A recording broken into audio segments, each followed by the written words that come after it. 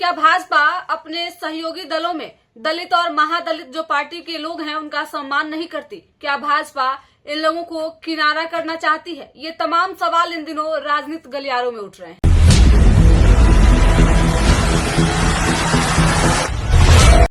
झारखंड में और दिल्ली में तो देखा गया कि किनका क्या औकात है, उसके नाम पर लोगों को टिकट मिला। इसका मतलब है कि जीतन मांझी का औकात वहाँ नहीं समझा गया कि दिल्ली में भी औकात नहीं है और झारखंड में भी औकात नहीं है, इसलिए वहाँ टिकट हमको नहीं मिला।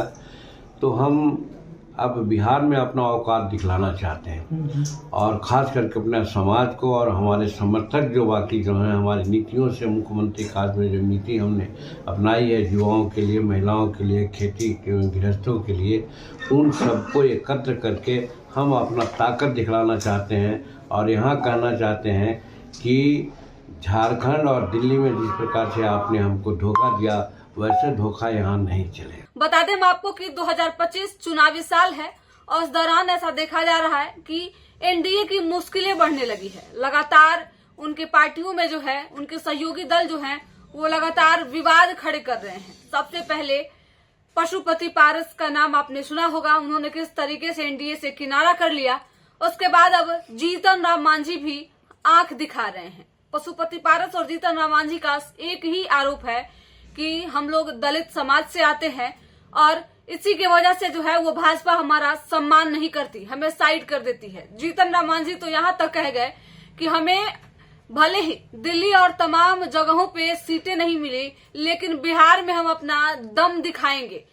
40 सीटों की मांग है, हमने इसमें से 20 सीटें मांगी है, 19 सीटों पे हम चुनाव नहीं लड़ने जा रहे हैं।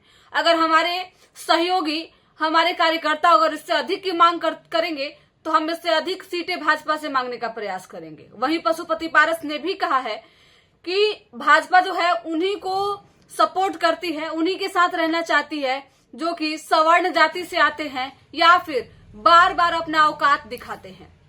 यह बात जो है वो सटीक उन्होंने कही है और इसका सीधे मानना जो है वो चिराग पासवान से भी देखा जा रहा है, क्योंकि आपने देखा होगा कि जब से चिराग पासवान एनडीए के सहयोगी बने हैं तब से लगातार वो अपना दम दिखाते रहे हैं। चाहे वो लोकसभा का चुनाव हो या फिर कोई भी ज्वलंत मुद्दा हो, सभी में चिराग अपना स्टैंड क्लियर रखते हैं। बार बार भाजपा को ये बताते हैं कि हम आपके अहम सहयोगियों में से एक हैं, जिसके वजह से भाजपा में चिराग पासवान की तवज्जो जो है वो बनी हुई है और लगातार उनका खूब सहयोग भी मिलता है। लेकिन पशुपति पारस और जीतन राम मांझी जिस तरीके से आंख दिखा रहे हैं, ऐसे पता चलता है कि चुनाव से पहले एनडीए को इसका बड़ा नुकसान झेलना पड़ सकता है, क्योंकि चुनाव के समय में अभी तो काफी लंबा समय बचा हुआ है सीटों के बंटवारे में, लेकिन पेंच अभी से भी फंसने लगा है। एक तरफ पशुपति पारस अब पार्टी छोड़ने की बात कर रहे हैं, 243 सीटों पे चुनाव लड़ने की बात कर रहे हैं, तो वहीं दूसरी तरफ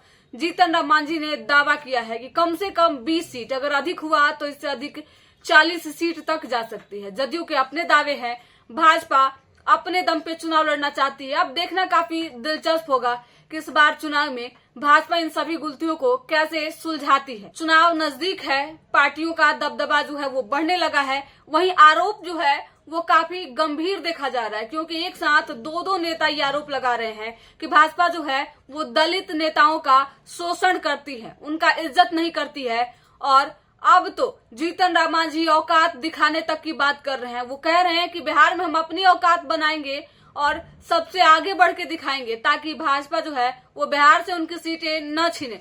देखना काफी दिलचस्प होगा, ये संग्राम यही खत्म होता है या फिर चुनाव के समय में भी देखने को मिलेगा। फिलहाल इस रिपोर्ट में इतना ही। धन्यवाद।